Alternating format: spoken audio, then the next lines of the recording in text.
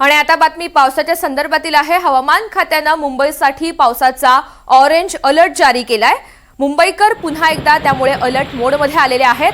सध्या सुरू असलेल्या पावसामुळे मध्यम स्वरूपाचा पाऊस जरी असला तरी पाऊस असाच सुरू राहिला तर सखल भागामध्ये पाणी साचण्याची शक्यता आहे, ज्यामुळे लोकल सेवा आणि रस्ते वाहतुकीवर याचा परिणाम होऊ शकतो। कोकण आणि पश्चिम महाराष्ट्रामधील घाटमाथ्यावरील जिल्ह्यांसाठी 26 ते 29 सप्टेंबर या कालावधीत ऑरेंज आणि रेड अलर्ट जाहीर करण्यात आला। रायगड आणि पुणे घाटमाथा या भागांसाठी 28 सप्टेंबर रोजी रेड अलर्ट असल्यामुळे या जिल्ह्यांवर सर्वाधिक लक्ष ठेवण्यात येईल। 27 आणि 28 सप्टेंबर रोजी ठाणे, मुंबई आणि रत्नागिरीमध्ये काही ठिकाणी अतिमुसळधार पावसाची शक्यता आहे।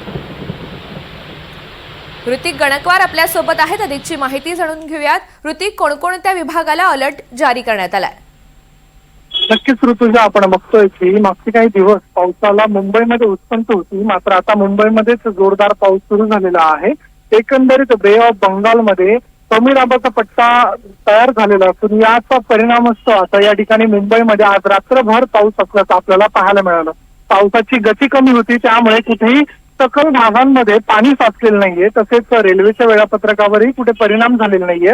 मात्र हा पाऊस जर आज दिवसभर असाच सुरू राहिला तर मात्र नागरिकांची अडचण होण्याची शक्यता आहे। एकंदरीत आपण बघतोय की हवामान विभागाने हा 4 दिवस अलर्ट दिलेला आहे। त्यामध्ये विशेष म्हणजे शनिवार आणि रविवार म्हणजे आज आणि उद्या हा पाऊस जो आहे तो अतिशय जोरदार असेल असं हवामान विभागाने सांगितलेलं आहे। त्या अनुषंगाने गरज असेल तरच नागरिकांनी बाहेर पडावं।